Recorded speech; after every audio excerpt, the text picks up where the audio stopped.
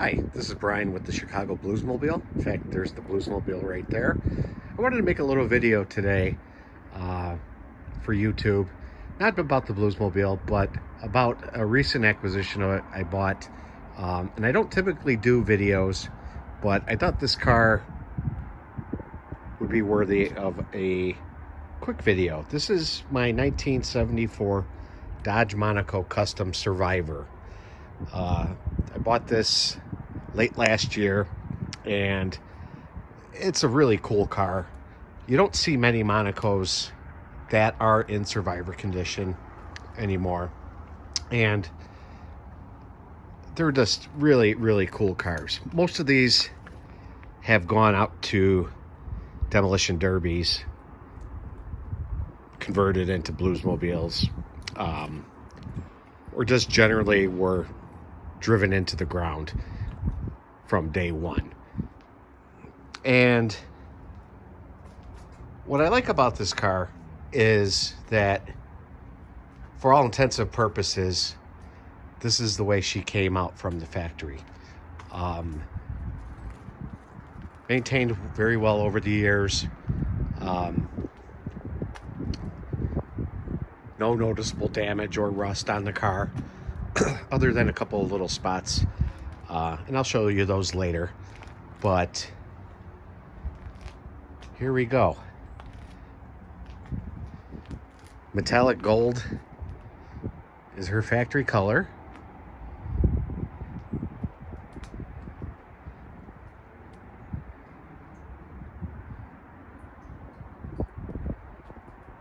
And we'll get into a little bit more of why I think this car is pretty special, but first let's take a look at the interior. There's some aftermarket gauges that were installed by the previous owner. This car comes equipped with the, I guess you would call them Sportback split bench with the center armrest. Most of these typically would have had a standard bench with an armrest and some headrests. Not this one. This one gives you the appearance of bucket seats. A little bit more support in the back. Not much. It's still like driving a couch. We got the 74 only storage bin. If I could get that open. There we go. Oh, we got some stuff in here. What's that? Oh, we've got the Dodge Owner's Club card from when the original owner purchased this vehicle. That's very cool. I did not notice that before. In fact, really, this is the first time that I am looking at inside this, so that's pretty cool find. And I do know a little bit of history on the original owner, and I'll get into that. So here's the original interior, and we'll show you. She has a total of 55,315 miles on her. That's not a lot of mileage for a 50-year-old car. She came optioned with the oil temp and oil pressure gauge. Very rare option on these. Most of the cars that had these were police cars. So very cool to see on a custom. And I'll get into a little bit why that's on this car in a little bit. Let's sit down. Dash nice and cracked free, pliable, but as you could tell, definitely very, very sunburnt. With it being a Survivor car, I don't think I'll change that. I'm just going to leave that alone, because, you know, the car earned it. You know, we got the rear view mirror. That's seen better days. I do have a couple of replacements in the garage that I might replace because just it's hard to see out of. So with safety in mind, that might be something that will get swapped out. This car came with a stunning 2-watt bass AM radio with a single speaker in the dashboard. Judging from the way the dash pad looks, I imagine that the speaker is probably well beyond working condition anymore. A cool feature on 74 Monacos was that all of them came with black steering columns and black lower dash accent. Other years were interior color matched, and it has this nice burlwood, imitation burlwood wood trim around, giving it a little bit more of an upscale feel. Let's move to the back.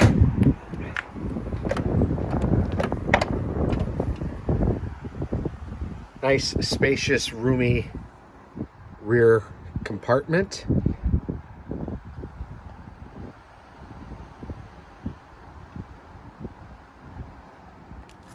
Seats are in excellent shape. Overall, the interior is really nice.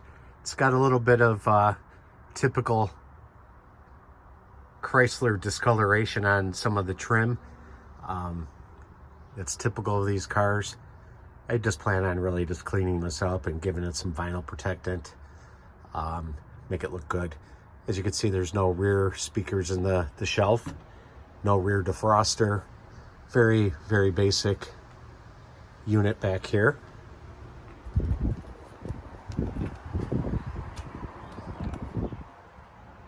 That was broken when I got it. I do have a replacement that I will fix. So, pretty weird. Very clean.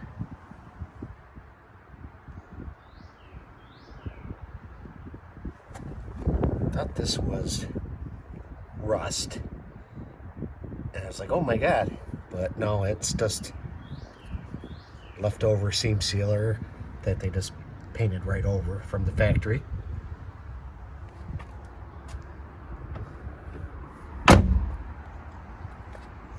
Let's go around to the other side. Now those wheels are not factory. Those are later 70s cop car wheels. You can tell by the big holes. There's 6 big holes. The factory ones were way different, but I do have those in the trunk, so I'll show you those as well. But I gotta say, I do like the look of them, especially with the dog dish caps. This was originally optioned with heavy-duty road wheels and the deluxe covers. Let's give you another shot of the interior. Also for 74, you might notice the seat belts. They're black as well. Those again went to interior colors in 75, 76, 77.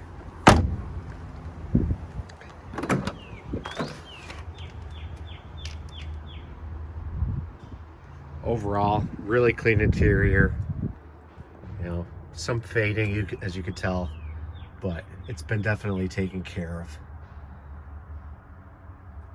Overall, very nice. Love it.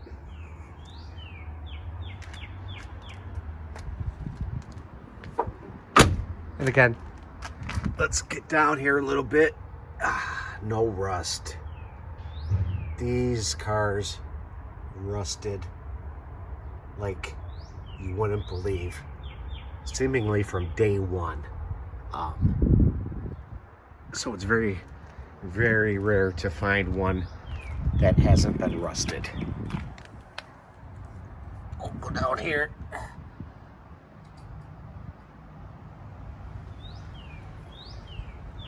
Nice and clean.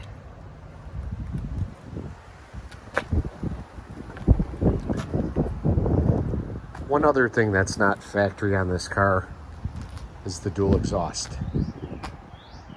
This came with single exhaust originally based off the build sheet. But again, I don't mind that. That's not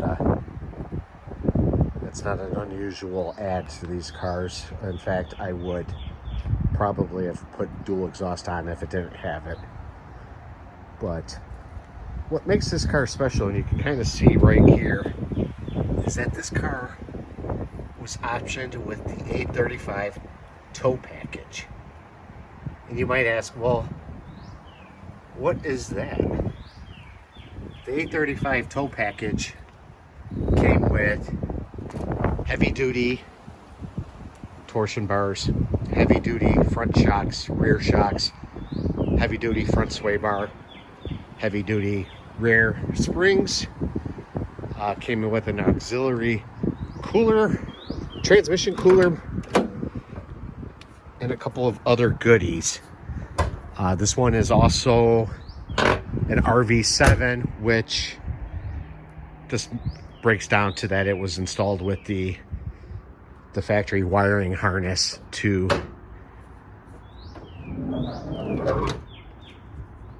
light up your trailer.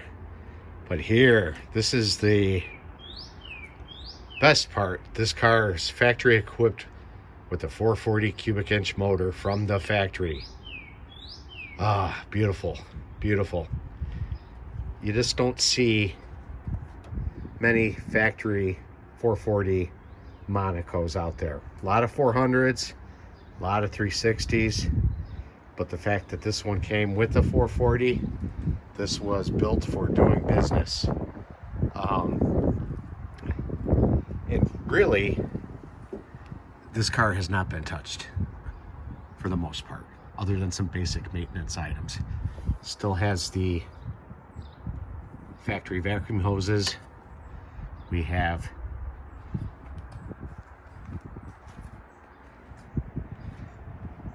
factory Chrysler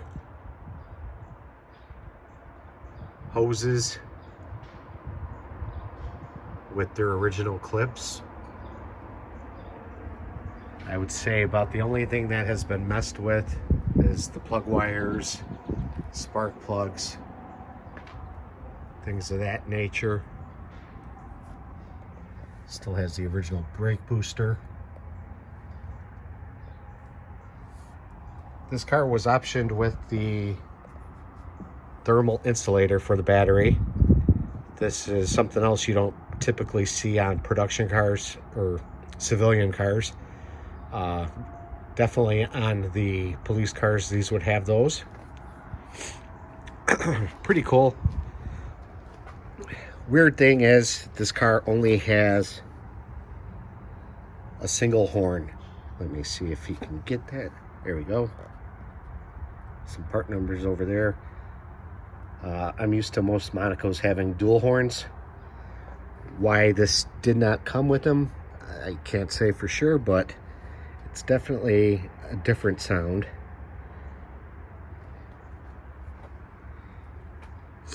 AC condenser. You could see the transmission cooler back there. I got some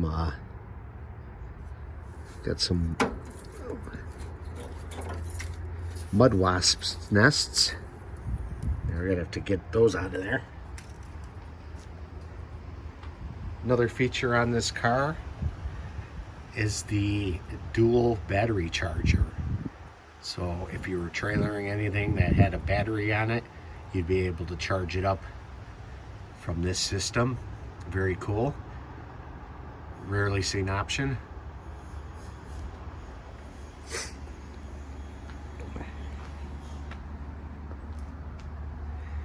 $711. That number corresponds to the number that was written on the build sheet. So that's pretty cool to see a factory marking still there. I was hoping to see more, but unfortunately the car was washed and waxed and relatively maintained. 3-speed wipers, another unusual. Very cool.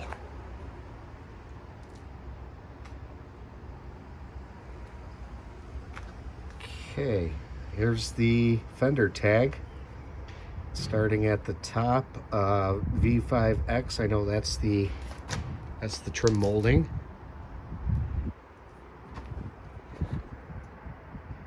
J68, that is the dual battery option. Let's see, just trying to think off the top of my head. Some of these other ones I don't know. J67, that's the trailer harness. A35's the heavy duty trailer package. JY6 gold metallic. F4Y3, that's the gold split bench interior. KY4, that's the upper door frame paint code, which is gold. It's an E85 standard 440. D34, that is just the standard automatic transmission. DH41 is Dodge. Level numbers high, 41 for sedan. Then we have the sequence numbers. So that's cool. And as I mentioned, I do have the build sheet for this car. I've decoded it as much as I can. Unfortunately for these mid-70s C bodies, there's not a lot of records for them available from the factory. The old tale is that they were lost to a fire. That's been disputed. More than likely they were just thrown out to make room. So what I do know is from the 64,000 and change Monacos built for 1974, only 12,615 were custom sedans. But out of that, I don't have a breakdown of how many were 440s, how many came with the trailer package, etc. So I'm going to constantly be looking into that because I think that would be really interesting to find out. Let me pop the trunk.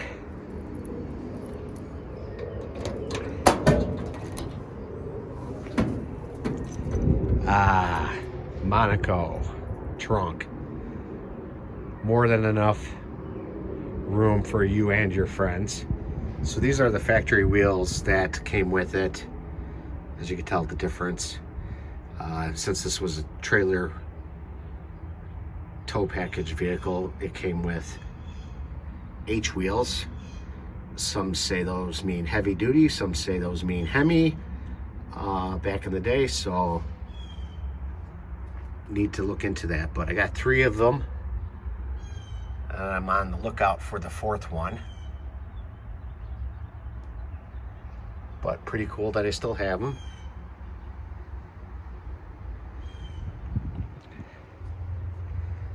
There's been a little electrical tomfoolery done back here on the tail lights, which isn't too uncommon.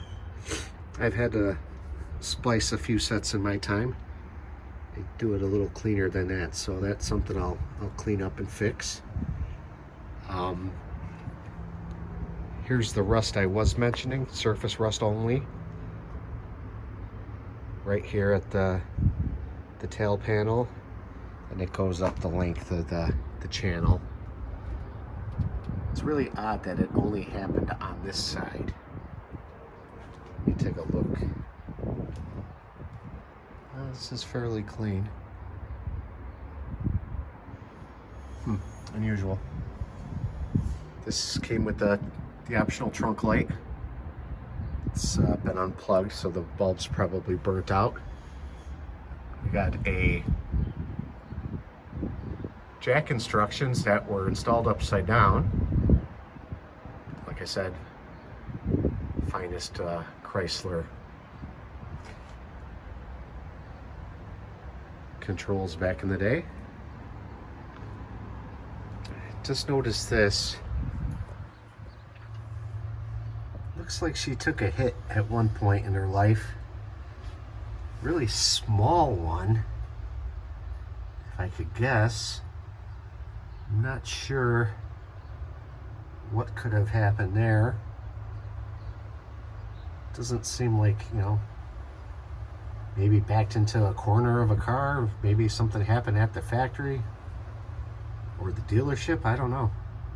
That's weird. Seems like a very small hit.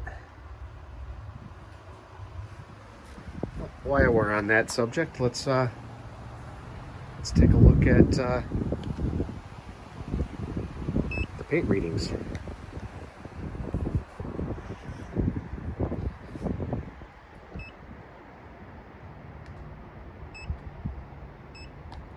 So as far as I know,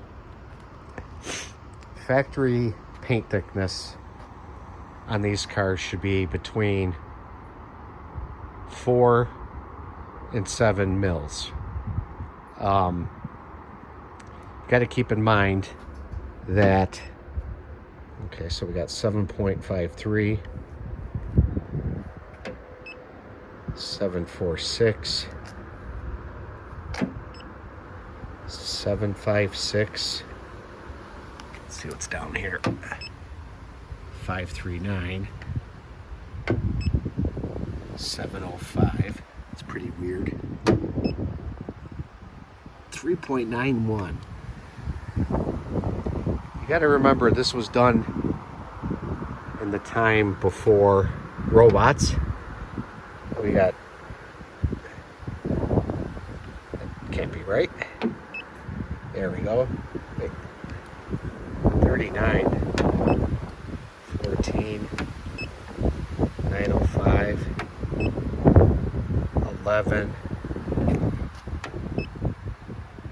5.23, 5.21, 5.18, 5.29. That's 607. It's kind of weird to have that anomaly there, because these all seem pretty consistent. 542, 587, 596, 393. So as I was saying, these were before there was robotics doing the paint job. So in the factory, there would have been 2 people, one on each side of the car as it went down the paint line, and they would be spraying. Like, there's some weird overspray speckles here. I thought for sure this was repainted. 7.1, 7.12, 6.36, 5.92. So I'm thinking that's factory paint. And then you might be able to pick it up. There's like a little scratch there. 6.59. Overall, the paint seems consistent. 6.67, 6.69. Now the one area I know that there's filler for sure is on the C panels. Quarter panel and the roof panel meet, and they would just put a skim coat of Bondo over it, sand it down. They didn't even really try very hard to blend it in, because in certain light you can definitely see it. But that's, yeah, you could definitely tell that there's filler there. Right above it, 6.5, 70, 8.49, 68, 30. Interesting. Let's take a look at the roof. 4.25, 3.42, 3.88. Let me just go back to here to see if I had a wrong reading. 6.96. That still says 12.62, but there's no signs of any blending or damage there. Let's go back to that quarter panel.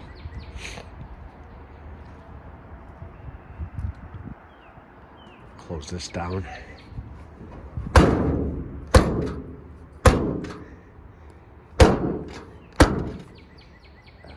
Guess we'll leave that up for now. So we saw the 59. Yeah, definitely have filler there. 47.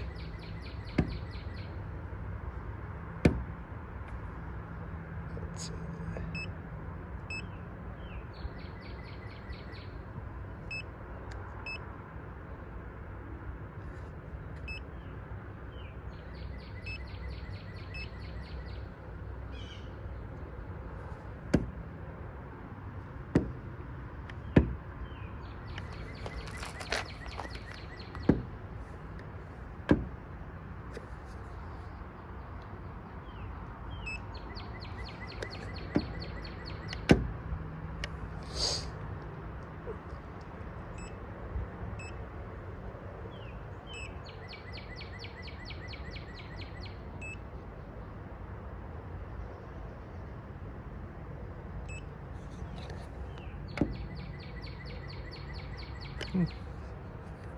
Not picking up anything.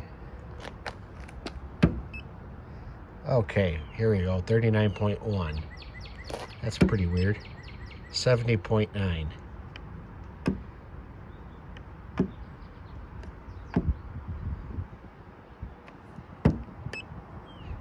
$25.4. Let's go over here. 54. 24.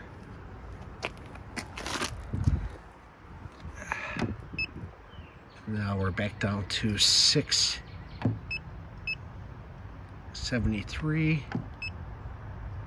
67, 57. So definitely this this quarter panel took a hit at one point, but, and you can see actually some of the paint has flaked off over the years. Let's get into this area, and we're back to 656. So it seems like it's only concentrated in this area, so that's pretty good. Let's go back here. 4.61, 5.15, 5.87. We'll do the same down here. 3.9, 4.25, 4.70. So it looks like pretty true Survivor. While we're here, just might as well. 4.23, 5.63, 6.67, 7.13, 5.78,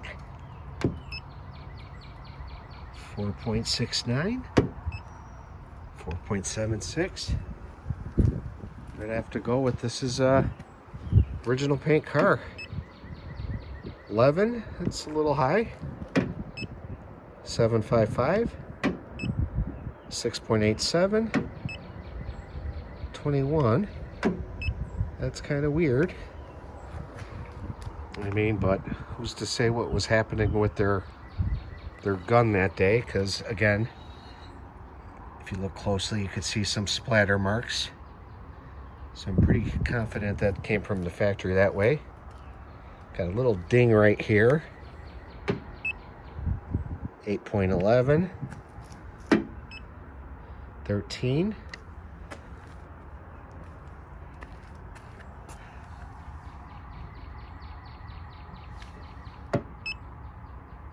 4.35,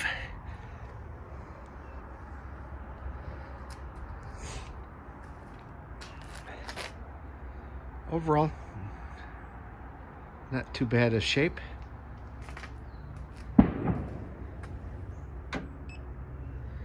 .704, 3.8, 4.79, 3.93, 3.43, 5.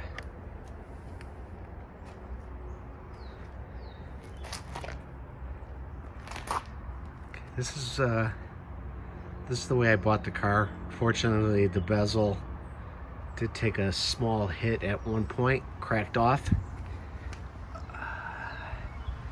I do have replacements for that, so that I will replace. Which is what I'm trying to do with this car, is keep it as factory as possible. Do some maintenance upgrades to the ignition and you know, get the wires done, spark plugs, replace all the vacuum hoses. Those are pretty dry rotted. But other than that, other than polishing the paint, maybe doing some touch-ups, I think we're going to leave it alone.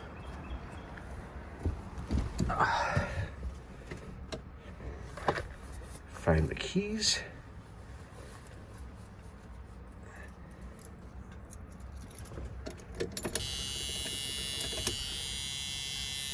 Has the key warning buzzer.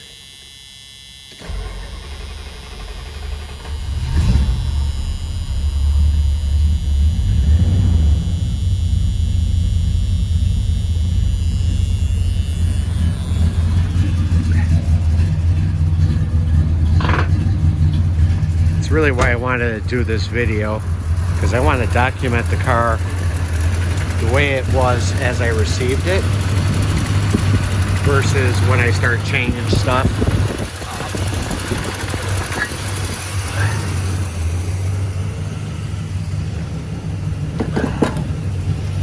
Because I did have to replace the choke thermostat already on it. When I first got it, she was running really rough, really high. Could not get her down. So just lubed the heck out of the carburetor, got the thermostat working, replaced the vacuum advance on it. Not the vacuum advance, I'm sorry. The dash pot. And, well, she's not running optimally right now. I think she does need a good tune-up. She is running much better than when I got her.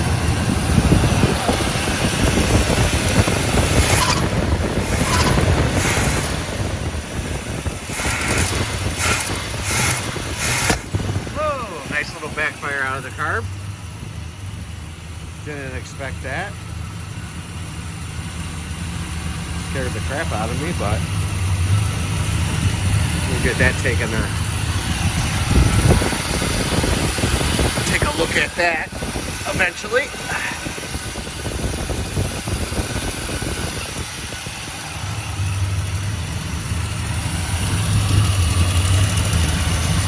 The wiring.